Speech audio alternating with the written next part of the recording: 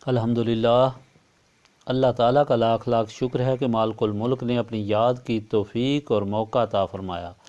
لاکھوں اور کروڑوں درود حضرت محمد مصطفیٰ صلی اللہ علیہ وآلہ وسلم پر، جن کے طفیل مالک الملک نے یہ مہربانی عطا فرمائی۔ سامعین کرام، اللہ تعالیٰ نے قرآن پاک میں ارشاد فرمایا، اعوذ باللہ من الشیطان الرجیم، بسم اللہ الرحمن الرحیم۔ اور جو کوئی اسے تیسری طلاق دے دے تو اس پر وہ اس وقت تک حلال نہیں ہوتی جب تک وہ دوسرے خاوند سے نکاح نہ کرے۔ پھر وہ دوسرا اگر اسے طلاق دے دے تو ان دونوں پر کوئی گناہ نہیں کہ پھر آپس میں مل جائیں، اگر وہ سمجھتے ہوں کہ اللہ تعالیٰ کی حدود کو قائم رکھ سکیں گے۔ یہ اللہ تعالیٰ کی حدود ہیں جنہیں اللہ تعالیٰ کھول کھول کر بیان کرتا ہے دانش مندوں کے لیے۔ جب عورتوں کو طلاق دو اور ان کی میعاد آ لگے تو اس وقت یا انہیں بھلائی کے ساتھ روک لو یا اچھے طریقے سے انہیں چھوڑ دو، اور انہیں ضرر دینے کے لیے روکنا نہ ہو کہ حد سے بڑھو۔ جو اس طرح کرے گا وہ اپنے آپ پر ظلم کرے گا، اور اللہ تعالیٰ کی آیتوں کے ساتھ مذاق مت کرو اور اس کے احسان کو یاد کرو جو تم پر ہے، اور یہ کہ اس نے تم پر کتاب اور حکمت اتاری تمہیں نصیحت دینے کے لیے، اور اللہ سے ڈرو اور جان لو کہ اللہ تعالیٰ ہر چیز سے واقف ہے۔ اس سے پہلے آپ کے سامنے یہ بیان کیا تھا کہ دنیا میں آرام و آسائش سے زندگی گزارنے اور اللہ تعالیٰ کے حکم کے تحت رہنے کے لیے اللہ تعالیٰ نے اپنی مخلوق کو مفصل ہدایات دیں، اور ان ہدایات میں حقوق اور فرائض کو مفصل طور پر بیان کیا ہے۔ یہ حقوق اور فرائض اللہ تعالیٰ اور بندے کے درمیان اور اس کی مخلوق کے آپس میں بھی ہیں۔ ماں باپ کے حقوق ہیں، اولاد کے حقوق ہیں، یتیموں، مسکینوں، مسافروں کے حقوق ہیں، لیکن حقوق و فرائض کا سب سے زیادہ تعلق بیوی اور خامند کے درمیان ہے۔ یہ حقوق اور فرائض میں ہی شیطان نے انسان کو ہمیشہ گمراہ کیا اور ظلم پر آمادہ کیا، اس لیے کہ ان حقوق اور فرائض سے غفلت برتنے سے اس دنیا میں بھی انسان کی زندگی تلخ ہوتی ہے اور وہ آخرت میں بھی مجرم بنتا ہے۔ اس لیے اللہ تعالیٰ نے ان حقوق اور فرائض کو تفصیل سے بیان کیا اور ہر گوشہ زندگی کو کھول کر بیان کیا تاکہ کسی جگہ پر بھی شیطان انسان کو گمراہ نہ کر سکے۔ ان حقوق میں پہلے عورتوں کے حقوق بیان کیے گئے، پھر مردوں کے حقوق بیان کیے گئے، پھر عورتوں اور مردوں کے باہم جھگڑے کے فیصلے کے متعلق بیان کیا گیا ہے۔ اس ارشاد پاک میں اسی جھگڑے کے تصفیے کے متعلق بیان ہے، اس لیے کہ اس وقت زمانہ جاہلیت کے رواج کے مطابق عورتوں پر زیادتی کی جاتی تھی، اور لوگ عورتوں کو طلاق دے کر پھر رجوع کر کے ان کو اپنے ماتحت رکھتے تھے، ان کو تکلیفیں دیتے تھے۔ یہی غلطی حضرت ثابت بن نصار انصاری نے کی۔ انہوں نے غصے میں آ کر اپنی بیوی کو طلاق دے دی۔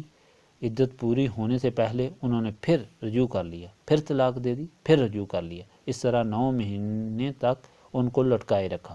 یہ ظلم تھا جس کے متعلق اللہ تعالیٰ نے یہ ارشاد پاک بیان فرمایا کہ خبردار تم ایسا نہ کرو، طلاق صرف 2 مرتبہ ہے، اور اگر تیسری مرتبہ طلاق دے دو تو عورت تم پر حلال نہیں رہتی جب تک وہ دوسرے خاوند سے شادی نہ کر لے اور دوسرا خاوند پھر اسے طلاق دے اور وہ پھر پہلے خاوند سے نکاح کرے۔ اور اگر تم نے اسے 2 طلاقیں دیں اور اس کی طرف رجوع کرنا چاہتے ہو کہ تم نے یہ سمجھ لیا ہے کہ تم نے غلطی کی تھی اور غصے میں آ کر طلاق دی تھی، تو دوسری طلاق کے بعد تم رجوع کر سکتے ہو، لیکن یہ رجوع بھی اچھائی اور مہربانی سے ہو، یہ اسے تکلیف دینے کے لیے نہ ہو۔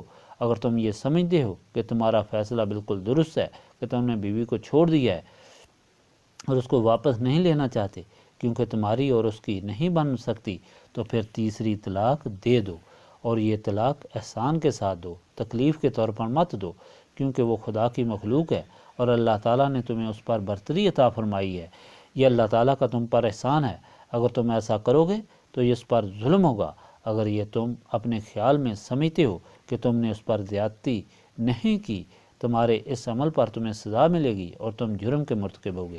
اللہ تعالیٰ نے فرمایا کہ یہ اللہ تعالیٰ کی حدود ہیں۔ اللہ تعالیٰ نے یہ مخلوق کے لیے مقرر فرمائی ہیں، اس مخلوق کے لیے جو عقل رکھتی ہو کہ اللہ تعالیٰ بہتر جانتا ہے اور ہمارے لیے بہتری فرما رہا ہے۔ اللہ تعالیٰ کے ان کام کو معمولی مت سمجھو اور ان کے ساتھ مذاق مت کرو، اور یہ تمہاری بہتری اور تمہارے نفع کے لیے ہیں۔ اللہ تعالیٰ نفع اور نقصان سے بے نیاز ہے اور وہ کچھ ہدایت فرما رہا ہے۔ یہ تمہاری بہتری کے لیے ہے کہ تمہیں ایک اچھا معاشرہ نصیب ہو جس میں تم امن و آشتی سے رہو اور سلامتی ایمان سے زندگی کا سفر طے کرو، خدا کی فرما برداری اور خوشحالی میں زندگی بسر کرو، اور اس طرح دونوں جہاں میں اللہ تعالیٰ کی نعمتوں کے حقدار بنو۔ اس بات کو ہمیشہ یاد رکھو کہ اللہ تعالیٰ نے تم پر احسان کیا ہے۔ یہ اللہ تعالیٰ کی مہربانی ہے کہ اس نے تمہیں ہدایت دینے کے لیے تمہارے پاس رسول بھی بھیجے، کتابیں بھی بھیجیں، تمہارے پاس حکمت بھیجی، اور تمہاری رہنمائی اور بہتری کے لیے تمہیں عقل بھی عطا فرمائی، اور یہ بھی سمجھ جو کہ تم زبان سے کہہ کر دل سے تم اپنا ارادہ بدل سکتے ہو۔ تمہیں یہ سمجھنا چاہیے اور اللہ تعالیٰ کا خوف رکھنا چاہیے کہ اللہ تعالیٰ دل کی حالتوں سے واقف ہے۔ سامعین کرام، یہ جو اللہ تعالیٰ کا ارشاد پاک ہے، اسے سمجھنے کے لیے یہ جان لیں کہ طلاق 3 قسم کی ہے، ایک رجعی، ایک بائن اور ایک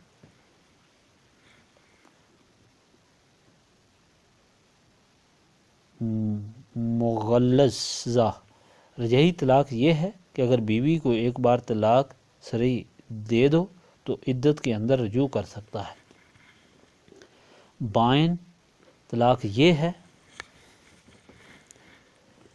کہ عورت کو کنایا کے الفاظ سے فارغ کرے، جیسے کہ یہ کہے نکل جاؤ، اور خاوند تلاش کر لو، میں نے تمہیں جدا کر دیا وغیرہ۔ ان الفاظ سے ایک ہی طلاق بائن ہوگی اور نکاح کی تجدید کی ضرورت ہوگی، دوسرے خاوند سے نکاح کی ضرورت نہیں۔ تیسری طلاق مغلظہ ہے۔ جب انسان تیسری طلاق دے دے تو پھر وہ رجوع نہیں کر سکتا اور نہ ہی نکاح کر سکتا ہے جب تک کہ بیوی دوسرے خاوند سے نکاح نہ کرے اور وہ اس کو طلاق نہ دے۔ یہ قانون بیوی اور خاوند کے باہم رہنے کا ہے۔ اب اس میں چند باتیں سمجھنے والی ہیں۔ پہلی بات تو یہ ہے کہ حدیث پاک ہے، نبی پاک صلی اللہ علیہ وآلہ وسلم نے فرمایا کہ 3 باتیں زبان سے نکالنے سے ہی پوری ہو جاتی ہیں، خواہ وہ سنجیدگی سے کہی جائیں یا ہنسی مذاق سے کہی جائیں۔ ایک طلاق، دوسرا نکاح، اور تیسرا غلام کو آزاد کرنا۔ اس لیے ان تینوں باتوں میں بہت احتیاط برتنی چاہیے۔ دوسری بات یہ کہ اگر تینوں طلاقیں 1، 2، 3 کر کے ایک مرتبہ ہی دے دی جائیں تو واقعہ ہو جاتی ہیں، بیوی مکمل طور پر حرام ہو جاتی ہے۔ لیکن حضور پاک صلی اللہ علیہ وآلہ وسلم نے اس طریقوں کو ناپسند فرمایا اور یہ طریقہ حرام ہے۔ اس طرح معاشرے میں کئی مصیبتیں اور خرابیاں پیدا ہوتی ہیں کہ انسان ایک دم غصے میں یہ فیصلہ کر بیٹھتا ہے اور پھر ساری عمر پچھتاتا ہے۔ اس لیے حضور پاک صلی اللہ علیہ وآلہ وسلم نے فرمایا کہ صحیح طریقہ یہ ہے کہ ایک حیض کے بعد طلاق دی جائے، پھر دوسرے حیض کے بعد طلاق دی جائے، پھر تیسرے حیض کے بعد طلاق دی جائے، تاکہ انسان کو سوچنے کا وقت مل جائے کہ جو کچھ اس نے کیا ہے غلط کیا ہے یا صحیح کیا ہے۔ سوچنے کے بعد یا تو بیوی کے ساتھ راضی نامہ کر لے یا اس سے مکمل جدائی اختیار کر لے۔ اب اس ارشاد پاک میں تیسری بات سمجھنے والی یہ ہے کہ اگر تیسری طلاق دے دی تو بیوی مطلق حرام ہو گئی اور اس وقت حلال ہوتی ہے جب دوسرے خاوند سے اس کا نکاح ہو اور پھر اسے طلاق ہو۔ اگر کوئی شخص اس طرح کرتا ہے کہ بیوی کو اس نے طلاق دے دی اور اس کا یہ خیال ہے کہ کوئی بات نہیں، میں پھر رجوع کر لوں گا، کسی دوسرے سے اس کی شادی اور طلاق کے بعد پھر نکاح کر لوں گا، یا اس کو ایک ہی مجلس میں 3 بار طلاق دے دی یا غصے میں آ کر ویسے ہی 3 بار طلاق دے دی اور طلاق دینے کے بعد پھر اس کو خیال آیا کہ اب میں اس کی طرف رجوع کروں اور وہ بیوی سے کہے کہ وہ دوسرے خاوند سے اب نکاح کر لے اور اس غرض سے کرے کہ اسے طلاق لے پھر اس سے شادی کرے، جیسے جسے حلالہ کہا جاتا ہے، اور دوسرا خاوند اس سے شادی کرے، وہ اس خیال سے کرے کہ میں اسے طلاق دوں گا، اور پھر پہلے خاوند سے پاس جائے گی اور بیوی بھی اس خیال سے اس سے نکاح کرے اور پھر وہ اس کو طلاق دے دے، تو اللہ تعالیٰ نے ایسے لوگوں پر لعنت بھیجی ہے، اس لیے کہ یہ بغیرتی کے زمرے میں بات آتی ہے کہ انسان بغیر سوچے سمجھے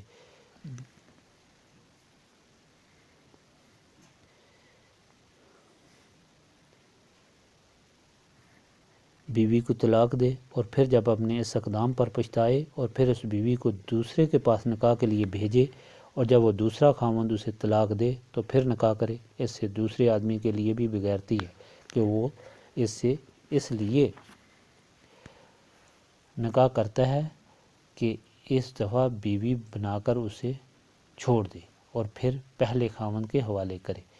پھر یہی بغیرتی عورت کی بھی ہے، اور اللہ تعالیٰ نے یہ جو اجازت دی ہے کہ عورت دوسرے خاوند سے نکاح کرے اور اس کی طرف سے طلاق کے بعد پھر اس سے نکاح کر سکتا ہے، وہ اس لیے نہیں ہے کہ معاملات طے کر کے حلالہ کیا جائے۔ ایسا کرنے والے ملعون ہوتے ہیں، ان پر لعنت ہوتی ہے۔ حلالہ جائز ہے لیکن اس کی صورت مختلف ہے۔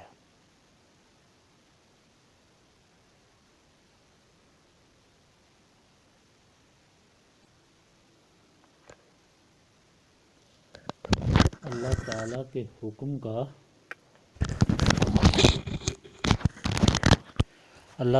کے حکم کا صحیح منشا ہے کہ ایک خاوند اگر اپنی بیوی سے خفا ہو گیا اور اس نے سوچ سمجھ کر مکمل فیصلہ کر لیا کہ اس کے ساتھ میرا گزارا نہیں اور اسے 3 طلاقیں دے دیں اور اس سے جدا ہو گیا، اس نے دل میں یہ فیصلہ کر لیا کہ اب یہ میرے قابل نہیں، تو حکم یہ ہے کہ اب بیوی کو مت روکو تاکہ اگر دوسرے خاوند سے نکاح کر لے اگر وہ دوسرا خاوند تلاش کر لیتی ہے اور دوسرا آدمی بھی اس سے نکاح کر لیتا ہے اور دونوں اس خاطر نکاح کرتے ہیں کہ وہ آپس میں زندگی گزاریں گے اور بیوی اور خاوند کی حیثیت سے ساری زندگی گزاریں گے، لیکن ایسا اتفاق ہوتا ہے اور ایسے واقعات پیدا ہو جاتے ہیں کہ ان میں بھی آپس میں ایسے ہی ناراضگی ہو جاتی ہے جیسے پہلے بیوی اور خاوند میں تھی، اور اس طرح خفا ہو کر وہ خاوند بھی بیوی کو طلاق دے دیتا ہے، پھر 3 طلاقیں دے کر ہمیشہ کے لیے اس کے ساتھ قطع تعلق کر لیتا ہے اور وہ بھی اس سے الگ ہو جاتی ہے، اور کسی وقت وہ بیوی اور پہلا خاوند آپس میں سوچتے ہیں کہ ہم نے غلطی کی تھی کہ ایک دوسرے کو چھوڑا تھا۔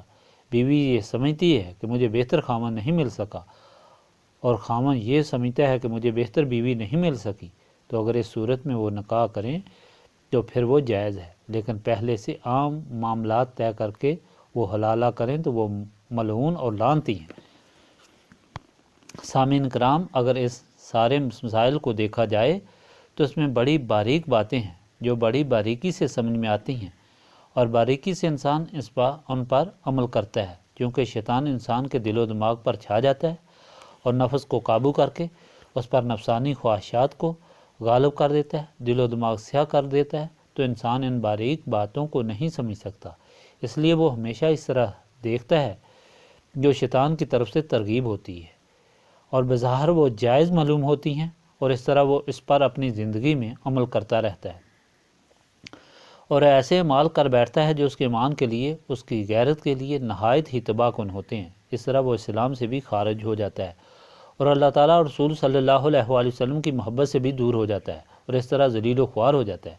اب ان باریکیوں کو وہی انسان سمجھ سکتا ہے اور پھر وہ بچتا ہے جس کے دل و دماغ اس قابل ہوں کہ وہ ان باریکیوں کو سمجھ سکیں، اور دل و دماغ ان باریکیوں کو سمجھنے کے قابل اسی وقت ہوتے ہیں جب روشن ہوں اور شیطان کے قبضے سے آزاد ہوں، اور دل و دماغ اس وقت روشن ہو سکتے ہیں اور شیطان کے قبضے سے آزاد ہو سکتے ہیں جب اس انسان کو نسبت رسولی صلی اللہ علیہ وآلہ وسلم حاصل ہو۔ جب نسبت رسولی صلی اللہ علیہ وآلہ وسلم حاصل ہو تو پھر انسان کے دل و دماغ اس نسبت کی برکت سے روشن ہو جاتے ہیں۔ نسبت رسولی صلی اللہ علیہ وآلہ وسلم حاصل ہونے سے رسول صلی اللہ علیہ وآلہ وسلم کے سینہ پاک میں جو انوار و تجلیات ہیں ان کا ورود انسان کے دل پر ہوتا ہے۔ اس ورود کی برکت سے اس کے دل و دماغ روشن ہو جاتے ہیں، وہ سارے پردے جو شیطان کی وجہ سے اس پر چھا جاتے ہیں وہ دور ہو جاتے ہیں، اور ہر باریک سے باریک بات بھی کھل کر اس کے سامنے آ جاتی ہے۔ اسے معلوم ہوتا ہے کہ خدا کا حکم کیا ہے، کس میں میری بہتری ہے اور کس میں اللہ تعالیٰ اور رسول صلی اللہ علیہ وآلہ وسلم راضی ہیں، اور کس میں دونوں جہانوں میں فائدے ہیں اور کہاں دونوں جہانوں میں نقصان ہے، پھر وہ انسان صحیح طور پر عمل کرتا ہے۔ یہ بات صرف بیوی اور خاوند کے حقوق اور فرائض کے متعلق ہی نہیں بلکہ زندگی کے ہر معاملے اور ہر پہلو کے متعلق ہے۔ کوئی انسان ساری زندگی خواہ اس کی 10 دن کی زندگی ہے یا اس کی 100 سال کی زندگی ہے، صبح ہو یا شام ہو، دن ہو یا رات ہو، یہ شیطانی معاملات اس کے ساتھ پیش آتے ہیں، کیونکہ شیطان ہر وقت خون کے ساتھ رگوں میں دوڑتا ہے اور وہ انسان کا دشمن ہے، اور ہر وقت اس کوشش میں رہتا ہے کہ کسی وقت بھی اس کو صراط مستقیم سے بھٹکا کر اسے ایسے اعمال کرائے جائیں کہ خدا اس سے ناراض ہو اور یہ انسان اللہ تعالیٰ کی نعمتوں سے محروم ہو۔ اس وجہ سے اس میں خیال پیدا ہوتے ہیں۔ ایک معمولی بات پیسا فرمایا میں آپ کو بتاتا ہوں، جس سے آپ کی سمجھ میں یہ بات آ جائے گی کہ کل جب لوگ یہاں گھاس کاٹنے کے لیے آئے تو ان میں سے ایک آدمی ادھر آیا، بڑا پرانا یہاں آنے والا لڑکا ہے۔ وہ آیا، اس کے ساتھ 2-3 آدمی تھے۔ میں نے کہا کہ تم اکیلے کیوں آئے ہو؟ تمہیں اور آدمیوں کو بھی ساتھ لانا تھا۔ اس نے کہا کہ میں نے اور لوگوں کو کہا ہے، لیکن انہوں نے یہ جواب دیا ہے کہ تم وہاں سے کیا لے کر آتے ہو کہ ہم بھی وہاں جائیں؟ تمہاری کون سی دنیا بن گئی اور سنور گئی ہے کہ ہم بھی جائیں؟ ہم کس لیے جائیں؟ میں نے اس وقت اسے جواب نہیں دیا، اور اس لیے نہیں دیا کہ میں جواب اس وقت دینا چاہتا تھا جب تمام لوگ ہوں، تاکہ سارے لوگ اس بات کو سمجھ جائیں، کیونکہ یہ بات ہر آدمی کو پیش آتی ہے۔ ہو سکتا ہے کہ آپ کے دلوں میں یہ بات شیطان پیدا کرتا ہو، یا آپ کے ساتھ بھی ایسے واقعات پیش آتے ہوں، اس لیے میں چاہتا تھا کہ سب جگہوں پر اس بات کا ذکر ہو۔ دیکھو، بات یہ ہے کہ اگر ایک آدمی اللہ تعالیٰ کے راستے پر قربانی کرنے کے لیے جاتا ہے تو اس کا احسان کس پر ہے؟ اس کا کس پر حق ہو جاتا ہے؟ وہ اللہ تعالیٰ کے لیے جاتا ہے، اس کا حق اللہ تعالیٰ پر ہو جاتا ہے، اس کا بدلہ اللہ تعالیٰ اسے دینے والا ہوتا ہے، اور اللہ تعالیٰ کے سامنے انسان کی یہی دنیا نہیں ہے، اللہ تعالیٰ کے سامنے اس کی آخرت بھی ہے، اور آخرت کی زندگی ہمیشہ رہنے والی ہے۔ یہ زندگی عارضی ہے، اللہ تعالیٰ کی طرف سے وہ بڑا انعام ہے جو آخرت میں ہے۔ یہ کیسے ممکن ہو سکتا ہے کہ انسان اللہ تعالیٰ کی بارگاہ میں سوالی بن کر جائے اور وہ خالی ہاتھ لوٹ کر آئے؟ ایک مزدور اگر کسی معمولی انسان کے پاس مزدوری کرے لیکن وہ اچھا آدمی ہو تو وہ کبھی یہ گوارا نہیں کرے گا کہ اس کا مزدور مزدوری کے بغیر وہاں سے لوٹ جائے۔ تو یہ کیسے ممکن ہے کہ وہ مالک الملک جو ہر چیز کا بادشاہ ہے، اس کے راستے میں جو تکلیف اٹھائے اور جو خدمت کرے اور جان کی قربانی دے کر جائے اور وہ وہاں سے خالی ہاتھ واپس لوٹے؟ یہ کیسے ممکن ہو سکتا؟ بات یہ ہے کہ یہ دنیا ہمیں بڑی معلوم ہوتی ہے۔ جو دنیا کو چاہنے والے ہیں اور دنیا میں محبت کرنے والے ہیں، انہیں کیا حاصل ہوتا ہے؟ یہی بات دیکھ لیں کہ جو یہاں آنے والے ہیں وہ یہاں آئے، انہوں نے اپنے کام چھوڑے، یہاں کر محنت کی، تکلیف برداشت کی اور راستے کا خرچہ بھی برداشت کیا، بے آرامی میں رہے، اور پھر یہاں سے وہ واپس لوٹے۔ یہ سب اس لیے ہے کہ وہ اللہ تعالیٰ کے لیے آئے تھے، اور جو نہیں آئے تھے انہوں نے کیا کیا؟ ان کے دماغ میں شیطان نے یہ بات ڈال دی کہ یہاں آ کر ہماری 2-3 راتیں ضائع ہو جائیں گی، کیوں نہ ہم اپنی گھاس کاٹ لیں، کیوں نہ ہم مزدوری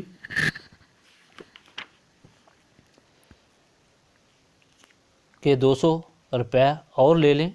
اور جو لوگ اپنے دنیاوی کاموں کے سبب یہاں نہیں آئے ان کو دنیا مل گئی، اور جو لوگ اللہ تعالیٰ کی یاد کے لیے یہاں آئے ان کو اللہ تعالیٰ کی رضا مل گئی۔ اب یہ اندازہ لگاؤ کہ کون نفع میں رہا؟ دراصل وہ بات نہیں سمجھ سکے۔ بخاری کی حدیث شریف میں ہے کہ نبی پاک صلی اللہ علیہ وآلہ وسلم نے ایک دفعہ ابو ہریرہ سے فرمایا کہ ابو ہریرہ، میں تمہیں بتاؤں کہ دنیا والوں کا کیا انجام ہے اور دنیا کا کیا انجام ہے؟ حضرت ابو ہریرہ نے عرض کی، یا رسول اللہ صلی اللہ علیہ وآلہ وسلم، ضرور فرمائیے۔ فرمایا کہ آؤ میرے ساتھ۔ ابو ہریرہ کو لے کر نبی پاک صلی اللہ علیہ وآلہ وسلم مدینہ پاک سے باہر چلے گئے۔ جب باہر بیابان میں گئے تو دیکھا کہ ایک انسان کی کھوپڑی پڑی ہوئی ہے، اس کے جسم کا گوشت وغیرہ سب کچھ اتر گیا ہے، صرف کھوپڑی ہی کھوپڑی لوگوں کے پاؤں سے ٹکراتی ہے اور اسے ٹھوکریں لگ رہی ہیں، اور اس کے اندر سے کیڑے گزر رہے ہیں، اور ہر قسم کی مٹی اور غلاظت اس کھوپڑی میں بھری ہوئی ہے۔ فرمایا کہ دیکھو، یہ ان لوگوں کا انجام ہے جو دنیا میں فخر کرتے تھے اور جن کی ساری تگودو اسی لیے تھی کہ وہ دنیا میں ایک بڑا مقام حاصل کر لیں، بادشاہ بن جائیں اور رئیس بن جائیں اور بڑے معتبر ہو جائیں، اور بڑی عزت والے ہو جائیں، ان کا انجام یہ ہے کہ اس مٹی میں آ کر ملے اور لوگوں کے پاؤں کے ساتھ انہیں ٹھوکریں لگ رہی ہیں۔ وہ نہ بول سکتے ہیں اور نہ کچھ کر سکتے ہیں۔ یہ اس فخر اور اس تکبر کا انجام ہے۔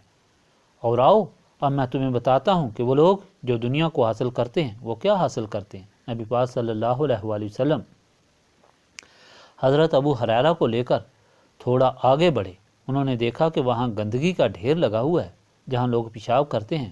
فرمایا یہ وہ چیز ہے جو انجام ہے اس کا جن کو کھانے کے لیے وہ کوششیں کرتے ہیں اور وہ حاصل کرتے ہیں، اس کا انجام یہ پیشاب اور یہ غلاظت اور یہ سب کچھ ہے۔ ان کی ساری دنیاوی تکلیفیں اور نعمتیں جو ہیں وہ یہ ہیں، ایک طرف وہ کھوپڑی جس کو لوگ پاؤں سے ٹھوکریں مارتے ہیں، اور ایک طرف وہ غلاظت اور وہ پیشاب جو ان کے پیٹ سے نکلا جو کھانے کا آخری نتیجہ ہے۔ یہ دنیا کا انجام تھا۔ اس کے مقابلے میں یہ دیکھیں کہ جسے کچھ حاصل نہ ہو اسے سب کچھ اللہ تعالیٰ کے پاس سے حاصل ہو گیا۔ اللہ تعالیٰ کے پاس اس کا اجر واقع ہو گیا۔ قرآن پاک میں اللہ تعالیٰ کا حکم آیا ہے، اور جو اللہ تعالیٰ اور اس کے رسول صلی اللہ علیہ وآلہ وسلم کی طرف ہجرت کے لیے اپنے گھر سے نکلتا ہے اور پھر اسے موت آ لیتی ہے تو اللہ تعالیٰ پر اس کا اجر واجب ہو جاتا ہے۔ جو شخص اپنے گھر سے اللہ تعالیٰ کے راستے میں ہجرت کرتا ہے، یعنی اپنے کاموں کو چھوڑ کر اور اپنے گھر کو چھوڑ کر، محبتوں کو چھوڑ کر، اقربا کو چھوڑ کر اللہ تعالیٰ کے راستے پر جاتا ہے، اسے اگر راستے میں موت آ جائے تو اس کا اجر اللہ تعالیٰ پر فرض ہو جاتا ہے۔ اللہ تعالیٰ ضرور اسے اس کا اجر دیتا ہے، اگرچہ وہ اپنے مطلب کو دنیا میں نہ بھی حاصل کر سکے، لیکن آخرت میں اللہ تعالیٰ کے ذمہ اس کا اجر ہے۔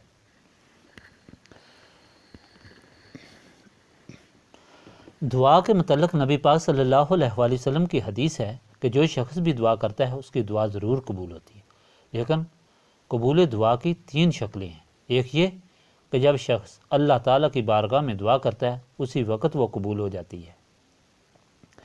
ایک جب وہ دعا کر رہا ہوتا ہے وہ یہ نہیں سمجھتا کہ جس کے لیے میں یہ دعا کر رہا ہوں وہ میرے لیے بہتر ہے یا نہیں۔ جس طرح بچہ انگارہ اپنے ہاتھ میں لے لیتا ہے تو اسے یہ معلوم نہیں ہوتا کہ اس کے لیے مضر ہے یا نہیں۔ اللہ تعالیٰ بہتر جانتا ہے کہ وہ چیز اس کے لیے بہتر ہے یا نہیں، اور جو چیز اس کے لیے بہتر نہیں ہوتی اللہ تعالیٰ اسے روک دیتا ہے، اسے نہیں عطا فرماتا، بلکہ اس سے بہتر چیز اسے عطا فرما دیتا ہے۔ تیسری بات یہ ہوتی ہے کہ وہ انسان جو دعا مانگ رہا ہوتا ہے اس کا آخرت میں کوئی حصہ نہیں ہوتا، تو اللہ تعالیٰ اس دعا کے بدلے آخرت میں اس کے لیے اس کے حساب میں رکھ دیتا ہے، اور جب وہ مرے گا اور قیامت کے روز اللہ تعالیٰ کے سامنے پیش ہوگا تو دیکھے گا کہ وہاں اس کے مال کا انبار لگا ہوا ہے۔ حیران ہو جائے گا، یا اللہ میں نے تو کوئی نیک کام کیا ہی نہیں، تو یہ کہاں سے میرے لیے اتنی نیکیاں آ گئیں؟ حکم ہوگا جو تم نے دعائیں کی تھیں ان کا بدلہ تمہیں وہاں نہیں دیا گیا تھا بلکہ یہاں تمہارے لیے جمع کر کے رکھا گیا تھا، تمہاری یہ زندگی بہتر ہو جائے۔ سامعین کرام، یہ بیان کرنے کا مقصد یہ ہے کہ یہ زندگی کی باریکیاں ہیں، یہ زندگی کی پیچیدگیاں ہیں، انہیں انسان اسی وقت سمجھ سکتا ہے جب دل و دماغ روشن ہو، جب انسان کے دل و دماغ پر شیطان کا قبضہ ہو، اس کا دل سیاہ ہو، اس پر ہر وقت نفسانی خواہشات غالب ہوں، اور ہر ایک روپے کے لیے بھی ایمان بیچنے کے لیے تیار ہو، 1 روپے کے لیے دوسروں کو لوٹنے کے لیے تیار ہو، 1 روپے کے لیے اپنا ہاتھ کٹوانے کے لیے تیار ہو، 1 روپے کے لیے بغیرتی اور بے حیائی کرنے کے لیے تیار ہو۔ ایسا انسان اچھائی اور برائی میں کیا تمیز کر سکے گا؟ وہی اچھائی اور برائی میں تمیز کر سکتا ہے جو اللہ تعالیٰ اور رسول صلی اللہ علیہ وآلہ وسلم سے تعلق رکھنے والا ہے۔ یہ تعلق نسبت رسولی صلی اللہ علیہ وآلہ وسلم سے حاصل ہوتا ہے۔ نسبت رسولی صلی اللہ علیہ وآلہ وسلم سے دل و دماغ روشن ہو جاتے ہیں اور اچھائی اور برائی میں انسان کو تمیز حاصل ہو جاتی ہے۔ وہ انسان ہوتا ہے جو اللہ تعالیٰ کے راستے میں ایک تنکے کو اٹھانا ساری دنیا کے سونے کے پہاڑ مل جانے سے بھی بہتر سمجھتا ہے۔ ایک لمحہ بھی خدا کے ساتھ مل کر زندگی گزارنا سب دنیا سے زیادہ قیمتی سمجھتا ہے۔ خاقانی بہت بڑے بزرگ شاعر تھے۔ ان سے کسی نے پوچھا کہ آپ کوئی وصیت کریں۔ جب وہ فوت ہونے لگے تو انہوں نے جواب دیا، پس از 30 سال این نکتہ آشکار شد بے خاقانی کہ یک لمحہ با خدا زندگانی بہتر از ملک سلیمانی۔ فرمایا کہ 30 سال عبادت کے بعد مجھے یہ چیز واضح ہوئی اور مجھے یہ سمجھ میں آیا اور مجھے یہ یقین آ گیا کہ ایک لمحہ خدا سے ملی ہوئی زندگی وہ سلمان کی حکومت جو دریاؤں اور ہواؤں، جنوں اور انسانوں پر تھی، اس سے بھی زیادہ بہتر ہے۔ اگر یہ سمجھا جائے تو یہ اللہ تعالیٰ کا احسان ہے کہ اللہ تعالیٰ نے آپ کو یہ توفیق بخشی کہ آپ یہاں صرف اس کی رضا کے لیے آئے۔ یہ گھاس کاٹنا عبادت ہے اگر اس کا مقصد اللہ تعالیٰ کی رضا ہو۔ بات یہ ہے کہ جو چیز اللہ تعالیٰ کے لیے کی جائے وہ عبادت ہے، اور جو نفس کے لیے کی جائے وہ دنیا ہے۔ ایک مولوی جو نمازیں پڑھاتا ہے اور خدا کی عبادت اس لیے کرتا ہے کہ مجھے تنخواہ ملے گی، تو وہ عبادت نہیں، وہ دنیا داری ہے۔ لیکن دوسرا آدمی جو سارا دن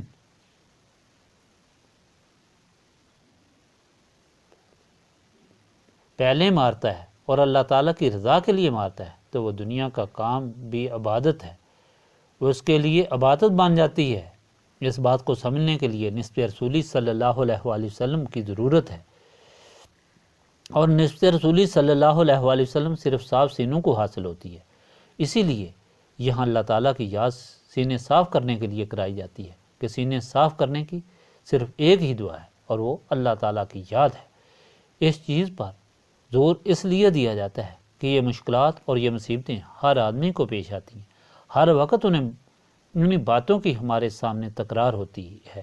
یہاں ہم یہ چاہتے ہیں کہ جو ہمارے ساتھ محبت اور تعلق رکھنے والے ہیں وہ یہاں بیٹھیں اور اللہ تعالیٰ کی یاد اس کثرت سے کریں کہ شیطان اور نفس کی وجہ سے جو دل و دماغ پر پردے پڑے ہوئے ہیں وہ ہٹ جائیں، اور نسبت رسولی صلی اللہ علیہ وآلہ وسلم سے ان کے دل و دماغ روشن ہو جائیں، اور اس طرح وہ زندگی کا سفر سلامتی ایمان سے طے کریں، انہیں دونوں جہانوں کے غموں سے نجات حاصل ہو اور دونوں جہانوں کی خوشیاں حاصل ہوں۔ اللہم صلی علی سیدنا محمد وعلی آلہ وصحبہ صلاۃ تکون لنا امان من کل خوف۔ لا الہ الا انت سبحانک انی کنت من الظالمین۔ ربنا آتنا فی الدنیا حسنۃ وفی الآخرۃ حسنۃ وقنا عذاب النار۔ استغفر اللہ العظیم الذی لا الہ الا هو الحی القیوم واتوب الیہ۔ استغفر اللہ العظیم الذی لا الہ الا هو الحی القیوم واتوب الیہ۔ استغفر اللہ العظیم الذی لا الہ الا هو الحی القیوم واتوب الیہ۔ ربنا تقبل منا انک انت السمیع العلیم وتب علینا انک انت التواب الرحیم۔